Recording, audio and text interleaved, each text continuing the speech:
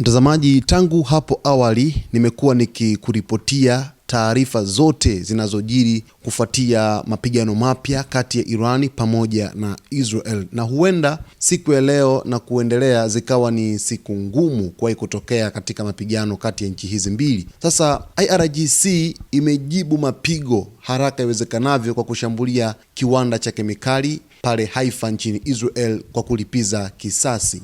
Jeshi la Walinzi wa Mapinduzi ya Kiislamu la Iran IRGC limesema limejibu kile ilichokitaja kuwa ni shambulio la Marekani na Israel dhidi ya eneo la petrokemikali nchini Iran kwa kurusha makombora kwenye kiwanda kama hicho katika mji wa Haifa nchini Israel.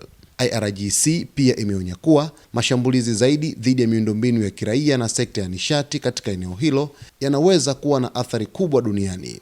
Kwa kushambulia maeneo ya kiraia na kulenga viwanda vya mafuta, adui wa Kizayuni ameanzisha mchezo hatari ambao utapanuka na kuhusisha malengo yote ya nishati katika eneo hili.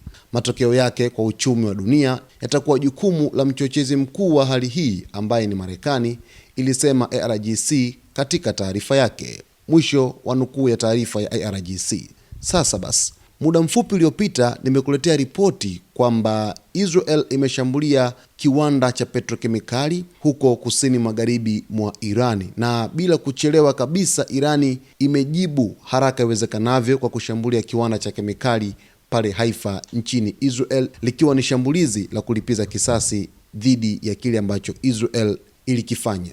Sasa mtazamaji wetu, tangu hapo awali nimekuwa nikikwambia kwamba ni kama vile kuna dalili za Israel pamoja na Irani za kupaniana, kwa sababu tangu usiku nilikuletea taarifa zote ambazo zilikuwa zimetokea huko Mashariki ya Kati, kuanza kwa mashambulizi kati ya nchi hizi mbili.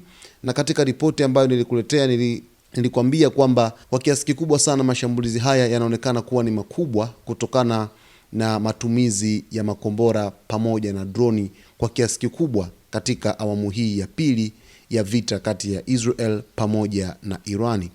Basi kwa taarifa zaidi endelea kuungana nasi. Leo hii nitakujuza kila ambacho kinajiri kutoka huko Mashariki ya Kati, mapigano kati ya Israel pamoja na Iran.